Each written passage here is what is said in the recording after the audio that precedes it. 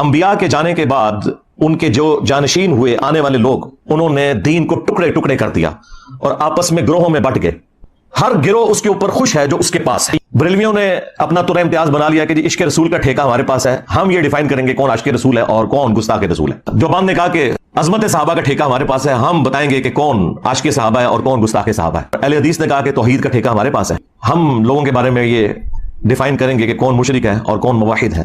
اور اہل تشیع نے کہا کہ اہل بیت کی محبت کا ٹھیکہ ہمارے پاس ہے، ہم بتائیں گے کہ کون عاشق اہل بیت ہے اور کون گستاخ اہل بیت ہے. کل حزب بما لدیہم فرحون، اور ہر گروہ اس میں خوش ہے جو اس کے پاس ہے. اور وہ کسی ایک بات کو اتنا مضبوطی سے پکڑے ہوئے ہیں جو اس کا مضبوط پوائنٹ بھی ہے، اور وہ مضبوط پوائنٹ اتنا بھاری ہے کہ اس کی بنیاد پہ وہ اپنے آپ کو جنتی بھی سمجھتا ہے. کو بڑی عزت ہے. مجھے بتائیں سب کانٹیننٹ، انڈیا، پاکستان، بنگلہ دیش، ایون افغانستان کو بھی آپ شامل کر لیں، یہاں پہ اہل حدیث کی کیا اوقات ہے؟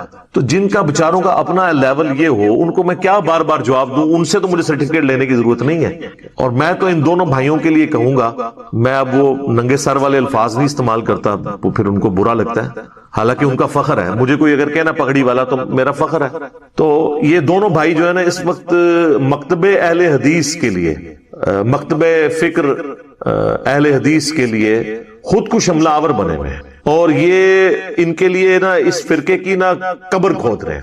بلکہ قبر کھود کیا دیا، انہوں نے دھکا بھی دے دیا. کیونکہ یہ جیسے ہی کو بات کرتے ہیں نا، پھر میرا تو ایک علمی حق ہے کہ میں علمی اختلاف میں میرے اوپر آپ اتنا بڑا الزام لگائیں کہ نعوذ باللہ وہ جیلمی جو ہے وہ مشکوک بنا رہا ہے عصمت انبیاء، تو آپ میرے ایمان کے اوپر حملہ کریں اور اس کی وجہ سے پاکستان کی کروڑوں جذباتی عوام کو ابھاریں تاکہ وہ 295C میرے پہ لگوائیں یا خود قانون کو ہاتھ میں لیں.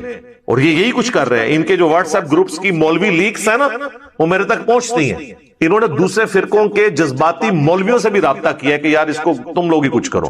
یہ وہ جب کامیاب، پہلے انہوں نے پچھلے دنوں آپ کو پتا الزام لگایا کہ جی نعوذ باللہ میں نے حضرت معاویہ رضی اللہ تعالیٰ عنہ اور حضرت ابو سفیان رضی اللہ تعالیٰ عنہ پہ سب و شتم کیا. بھئی میرا تو حضرت معاویہ رضی اللہ تعالیٰ عنہ سے خود علمی اختلاف اس بات پہ ہے کہ ان کے دور میں مولا علی پہ سب و شتم کروایا گیا، تو میں نے وہی کام کیوں شروع کرنا ہے؟ وہ تو آؤٹ آف کانٹیکسٹ ایک کلپ انہوں نے کاٹا، پھر میں نے ان کی طبیعت صاف کی نا. وہ بڑے بڑے اہل حدیث علماء نے دیکھی ہے، میں نام نہیں لیتا ورنہ یہ ان کے گھروں میں پہنچ جائیں گے. انہوں نے کہا علی نے بالکل ٹھیک کیا، ان کے ساتھ یہی ہونی چاہیے تھی. اور اس میں نے اہل حدیث کے بزرگوں کے بھی پورے کے پورے کچے چٹے کھولے ہیں. اور میں نے کہا آپ بتاؤ ان کو رافضی کہو. انہوں نے حدیثوں میں تعریف کی، غدیر خم کی حدیث میں 3 کتابوں سے میں نے HD کیمرے میں دکھائی. محمد الوہاب صاحب کے بیٹے کی کتاب سیرت الرسول سے میں نے مولا علی کے حق میں اقتباسات اس میں HD کیمرے میں دکھائے.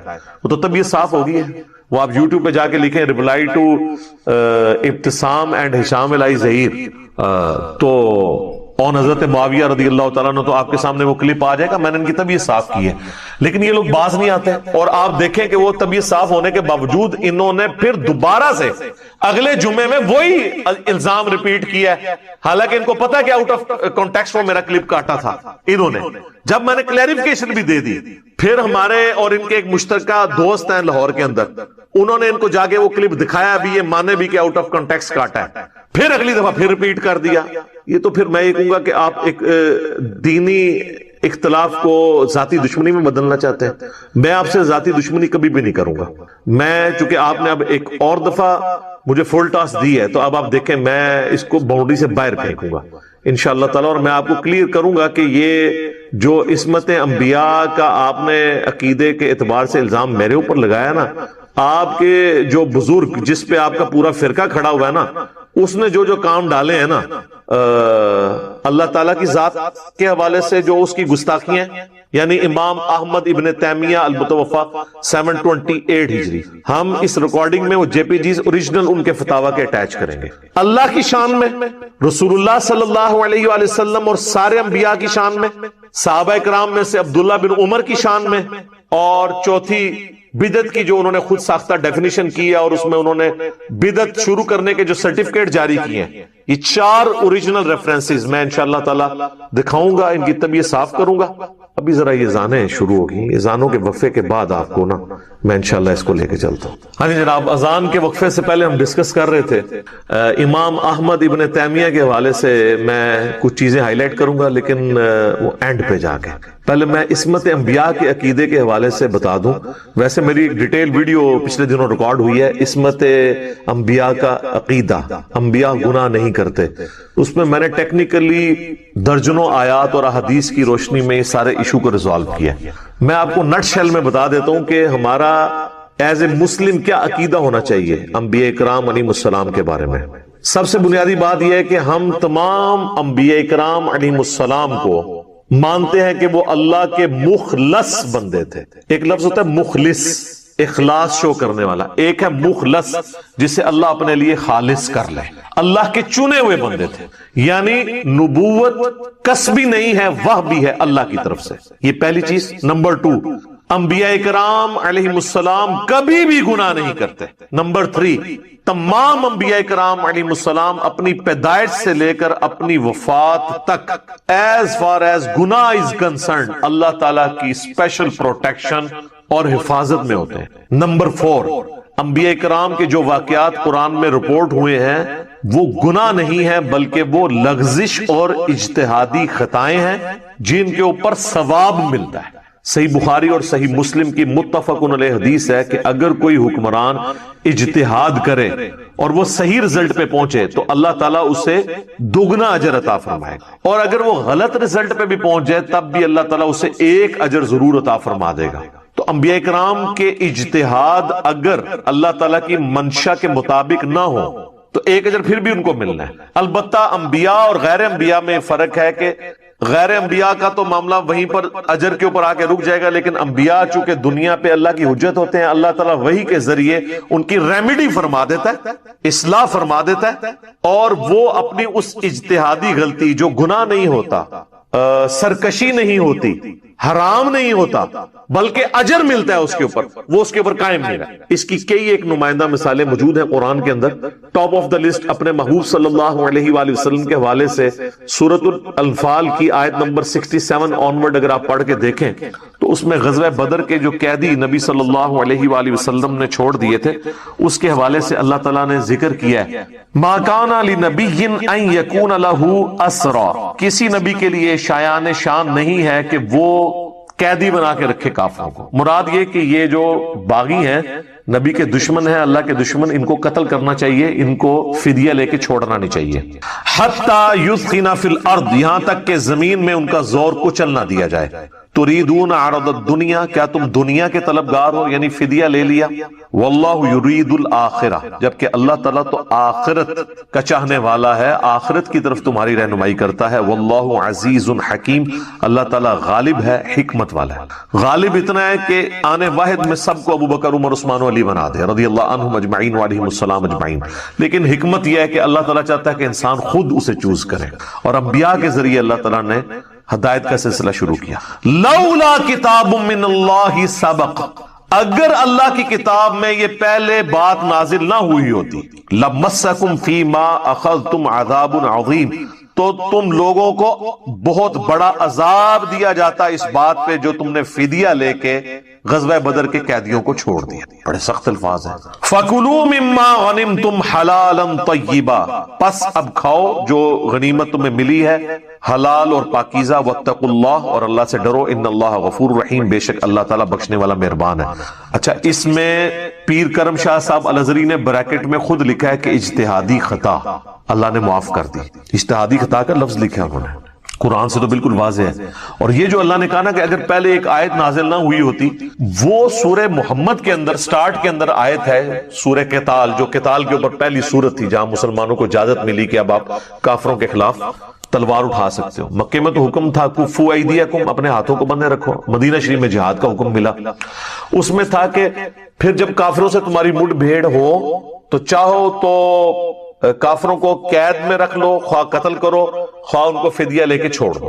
تو نبی علیہ السلام نے اس آیت کے تحت اجتہاد کیا. حالانکہ اس کے بعد سورۃ البقرہ میں وہ آیت بھی نازل ہو چکی تھی کہ جب تک پورے کا پورا دین اللہ کے لیے خالص نہ ہو جائے یہ قتال کو جاری رکھنا ہے، یعنی وہ قیدیوں والا معاملہ نہیں کرنا. لیکن نبی علیہ السلام نے وہ سورہ محمد کی آیت سے پلی لے لی اور اللہ تعالیٰ نے بھی اس اجتہاد کو ایکسپٹ کر لیا، چونکہ پیغمبروں کی طبیعت میں شفقت ہوتی ہے.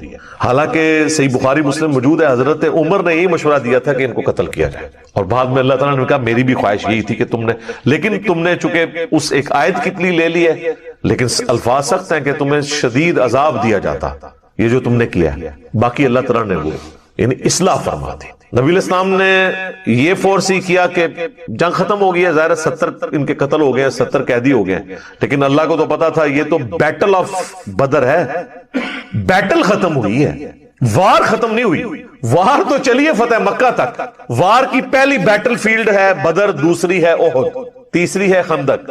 خیبر تو خیر یہودیوں کے ساتھ ہوئی، پھر چوتھی آپ صلح حدیبیہ کو کہہ سکتے ہیں، اور 5ویں نمبر پہ جا کے 8 ہجری میں فتح مکہ ہوئی ہے. بیٹل فیلڈز چلتی رہی ہیں مختلف، لیکن وار جو ہے وہ کبھی رکی نہیں ہے، وہ وار مسلسل تھی، بیچ میں ایک وقفہ آیا، نئی بیٹل فیلڈ. تو اس کانٹیکسٹ میں یہ آیت اس بات کا ثبوت ہے کہ اگر انبیاء کرام کہیں اجتہاد ایسا کرتے ہیں جو اللہ کو پسند نہیں ہوتا تو اللہ تعالیٰ اصلاح فرما دیتا ہے. اور بھی کئی مثالیں ہیں لیکن آج ٹاپک نہیں، میں نے صرف ضمناً آپ کو ذکر کیا. اس حوالے سے ایک اور نمائندہ آیت ہے قرآن حکیم کے اندر جو میں نے یہ دعویٰ کیا نا کہ انبیاء کرام اللہ کے چنے ہوئے بندے ہوتے ہیں، مخلص.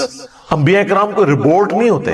بعض لوگ سمجھتے ہیں کہ عصمت انبیاء کا عقیدہ یہ ہے کہ انبیاء کے اندر پوٹینشل بھی نہیں ہوتا غلطی کرنے. اگر پوٹینشل نہ ہو تو ان کی فضیلت فرشتوں پہ نہ ہو. فرشتے سے افضل ہم انبیاء کو اس لیے مانتے ہیں کہ فرشتوں کو اللہ نے پوٹینشل ہی نہیں دیا برائی کا، اور انبیاء کو پوٹینشل دیا، اس کے باوجود اللہ کے خوف کی وجہ سے بچتے ہیں. یہ بڑے کارنامہ ہے. بلکہ انبیاء کو چھوڑ دیں، میں تو اولو العزم اصحاب رسول کو، اہل بیت کو، اور بعد میں بھی صحیح العقیدہ بعض اولیاء اللہ کو سمجھتا ہوں کہ وہ معصوم تو نہیں لیکن محفوظ عن الخطا ہو جاتے ہیں اللہ کے خوف کی وجہ سے. جس طرح کوئی شخص کتنے دن کا مرضی بھوکا ہو اور اس کی پسندیدہ خوراک اس کے سامنے بریانی کی شکل میں رکھی جائے اور کوئی کان میں آ کے کہہ دے کہ اس میں زہر ہے، تو اس کو اس کی خوشبو بھی اور اپنی بھوک بھی اس کی مٹ جائے گی اور وہ اس کا لقمہ اپنے منہ میں نہیں ڈالے گا.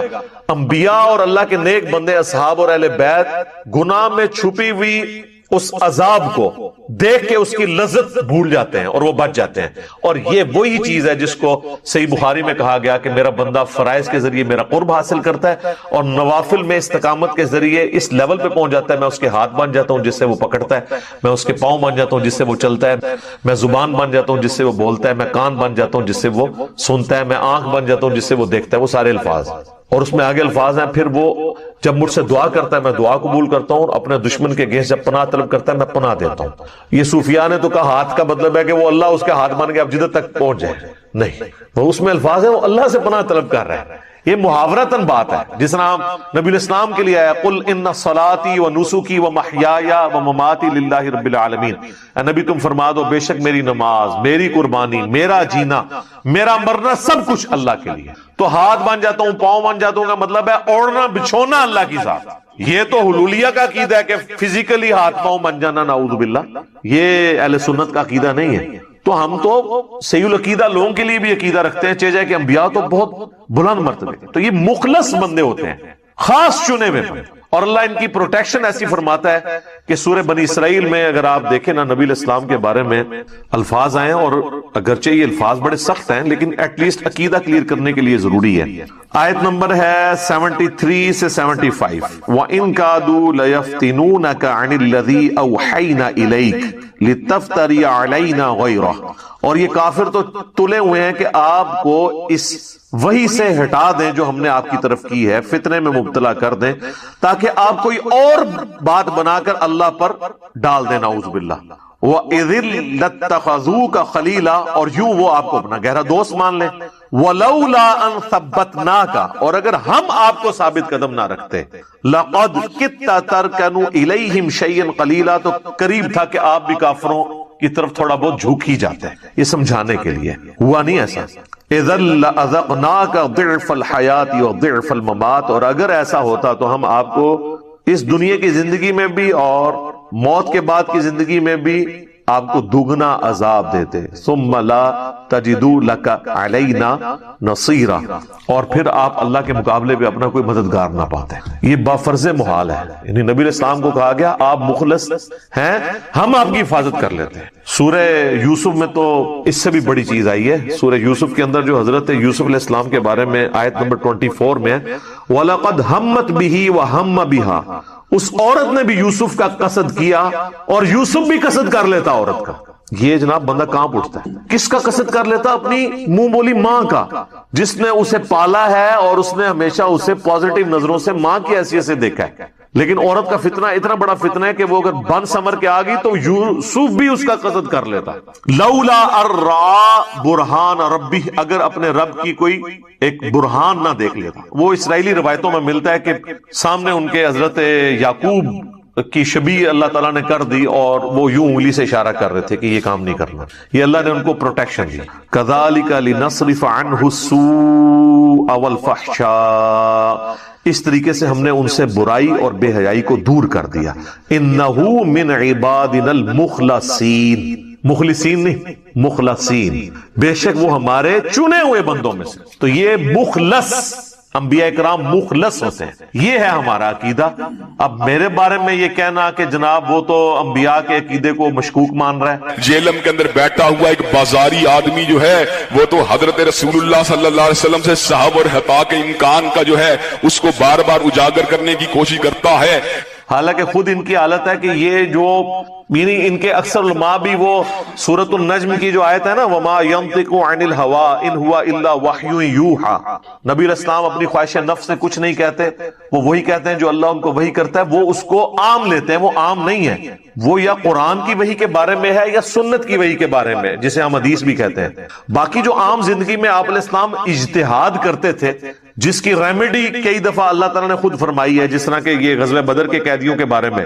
تو وہ اگر اللہ کی وحی سے آپ نے کیا تھا تو اللہ نے آپ کو کیوں کہا کہ آپ کو عذاب دیا جاتا اگر پہلے نہ وہ آیت نازل ہوئی ہوتی؟ وہ حضور نے خود اجتہاد کیا تھا. تو یہ جو ہے نا وما ينطق عن الهوى ان هو الا وحی یوحى، یہ صرف وحی مطلوب یا غیر مطلوب کے لیے ہے، قرآن و سنت کے لیے، عام حالت کے لیے نہیں ہے. تو کہتے ہیں جی مشکوک بنا رہا ہے. مشکوک تو آپ لوگوں نے بنایا ہوا ہے، ٹھیک ہے نا جی.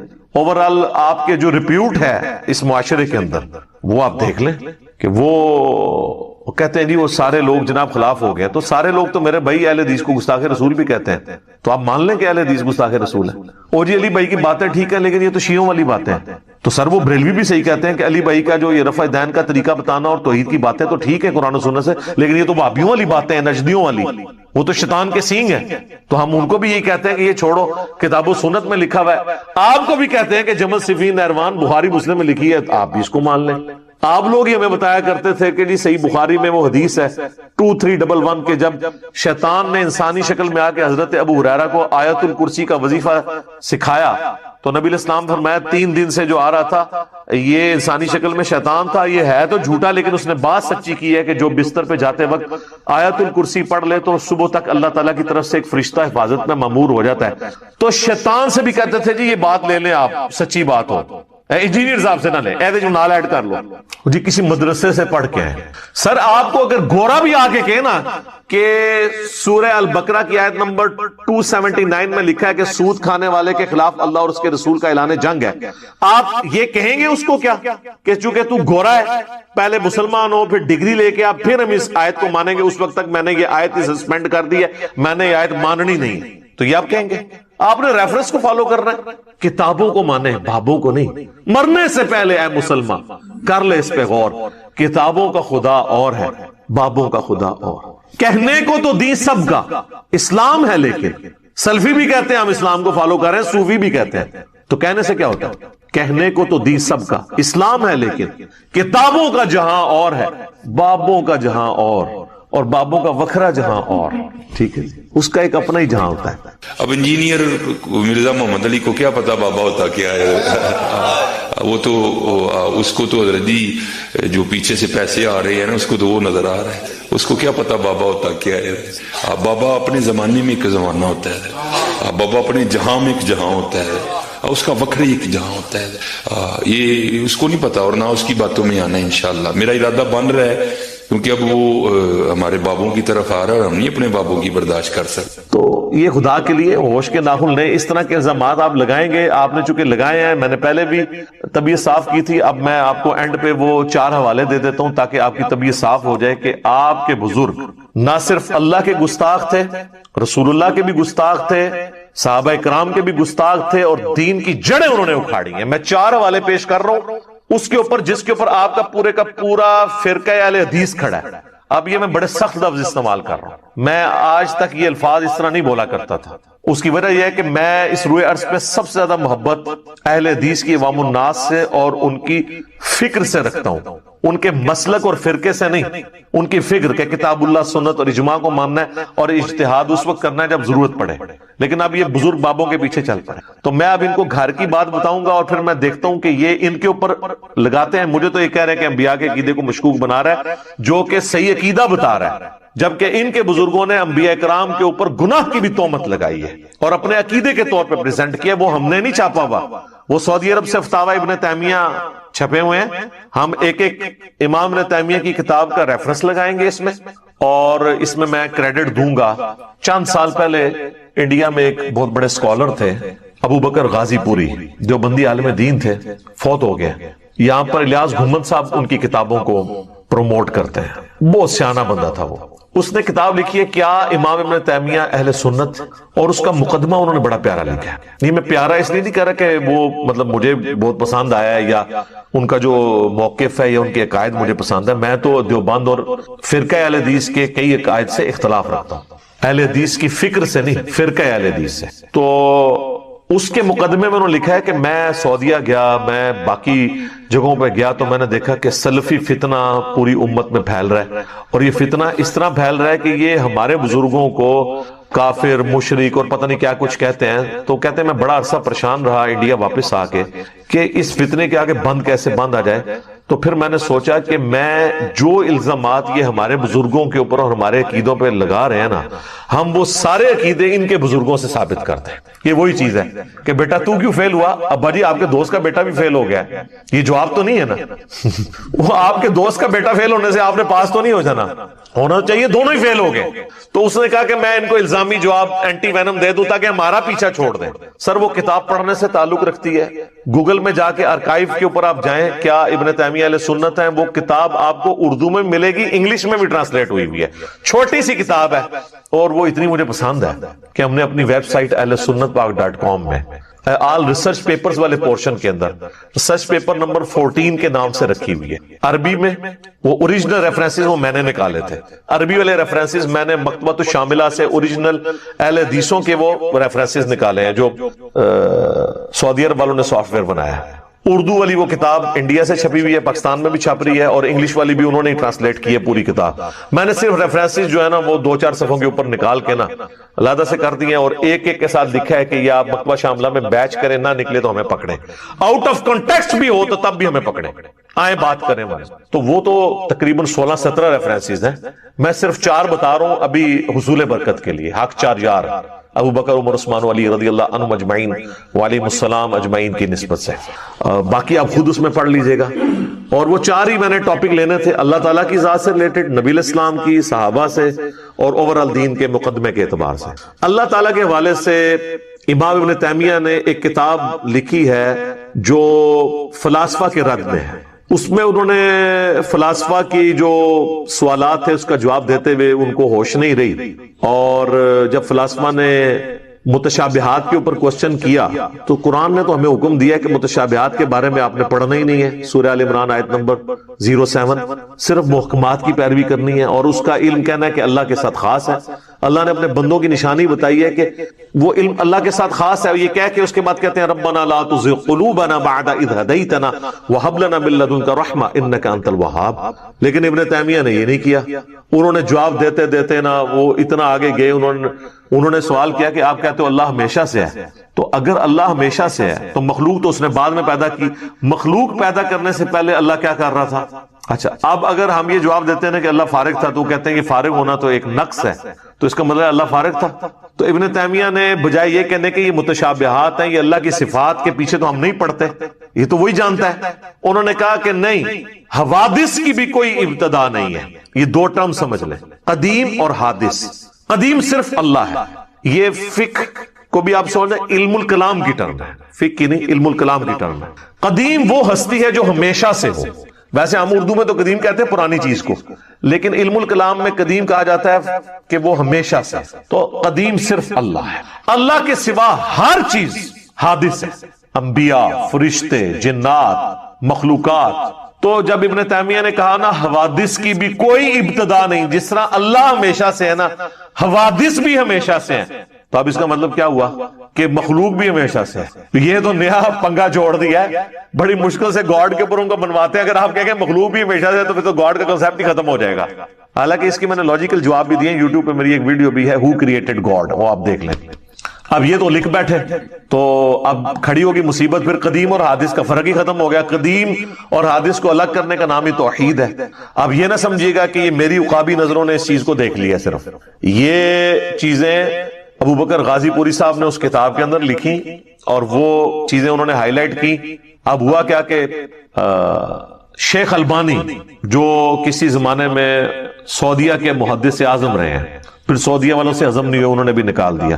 انہوں نے ایک حدیث ہے جامعہ ترمذی کے اللہ تعالیٰ جامعہ ترمذی کی کہ اللہ تعالیٰ نے سب سے پہلے قلم کو پیدا کیا. یہ حدیث انہوں نے سلسلہ حدیث صحیحہ میں لی اور اس کے نیچے بحث کی کہ یہ حدیث بالکل ٹھیک ہے کہ اللہ نے سب سے پہلے قلم کو پیدا کیا اور فرمایا کہ لکھ جو کچھ ہو چکا اور جو کچھ ہونے والا ہے, تو ساری تقدیر اس نے لکھ دی. اس کے اوپر وہ تفسیر کرتے ہوئے لکھتے ہیں, پہلے وہ صوفیاء کا رد کرتے ہیں, پھر ابن تیمیہ کا. وہ کہتے ہیں صوفیاء نے اس سے کنسیپٹ یہ لیا ہے کہ قلم سے پہلے نبی علیہ السلام پیدا ہو چکے تھے, اس لیے قلم کو کہا گیا کہ لکھ جو کچھ ہو چکا اور جو کچھ ہونے والا ہے. تو ان کا کہ اس طرح کی تو کوئی روایت ہمارے پاس موجود نہیں ہے. تو یہ جو کہا گیا نا لکھ جو کچھ ہو چکا, تو اس سے مراد قلم خود پیدا ہوا تھا. یہ لکھا اس نے کہ میں پیدا ہوا, اس کے بعد اس نے تقدیر لکھ دی. آپ کیوں خود سے چیزیں بیچ میں داخل کرتے ہیں کمزور روایتوں کو اور من گڑت روایتوں کو جمع کر کے. پھر انہوں نے ابن تیمیہ کا رد کیا اور انہوں نے کہا اللہ تعالیٰ ابن تیمیہ پہ رحم کرے, کاش وہ اس طرح کے جملے نہ لکھتے تو ہمارے دل میں ان کے لیے اس طرح کی بات نہ آتی.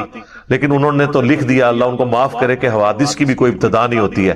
تو انہوں نے کہا یہ حدیث ثبوت ہے کہ حوادث کی ابتدا ہے اور پہلا حادثہ قلم کا پیدا ہونا ہے. ظاہر ہے جب اللہ کے نبی فرما رہے ہیں, یہ کہتے ہیں قرآن صحیح حدیث ہمارا مذہب ہے. ابن تیمیہ کو نہیں حدیث پتہ تھی ترمذی کی کہ سب سے پہلے اللہ نے قلم کو پیدا کیا, قلم سے پہلے کوئی حادثہ ہوا ہی نہیں ہے, تو وہ کیوں کہتے ہیں ہمیشہ سے ہیں حوادث. اور یہ البانی نے گرفت کی سلسلہ حدیث صحیحہ کے اندر, ہم جے پی جی بھی ایڈ کریں گے آپ کی. کہتے ہیں نا بزرگوں سے پوچھ کے یہ کل کا چھوکرا کر رہا ہے, آپ چھوکرا ضرور کہ مجھے کوئی اس پہ نہیں ہے, لیکن میرے علمی دلائل کو تو لے کے چلیں. میں چھوکرے ورڈ کو برا نہیں سمجھتا. ہاں جب آپ کہتے ہیں نا کہ یہ جو ہے وہ جاہل چھوکرا ہے, پھر میں اس کو برا سمجھوں گا. چھوکرا تو کہتے ہیں ینگ بوائے کو, آپ کہہ لیں, میں نہیں اس سے برا سمجھا. میرے لیے فخر ہے کہ میں 43 ایئرز کی ایج میں بھی مجھے آپ چھوکرا کہہ رہے ہیں, ٹھیک ہے نا جی. تو یہ میرے تو فخر کی بات ہے, میں تو اپنی بیوی کو بتاؤں گا کہ دیکھو, ٹھیک ہے. اچھا, وہ رد کیا شیخ البانی نے, اور خود شیخ زبیر لیزئی صاحب بھی اس رد کو مانتے تھے اور وہ بھی کنڈیم کرتے تھے. بلکہ ایک میری فون کال ریکارڈڈ ہے ہمارے سرفراز بھائی کی, اس میں میری بھی آواز ہے, جس میں انہوں نے مانا ہے کہ ابن تیمیہ کی ان عقائد سے ہم اعلان برات کرتے ہیں. لیکن مسئلہ یہاں تو نہیں حل ہونا نا, ابن تیمیہ سے شیخ الاسلام کا لقب بھی لینا ہے نا. ویسے زبیر لیزئی صاحب تو نجی محفلوں میں کہتے تھے میں تو اسے حافظ ابن تیمیہ کہتا ہوں. اور میں نے کہا شیخ صاحب آپ نے تو مضمون لکھ دیا ہے, کیا ابن تیمیہ اہل سنت تھے؟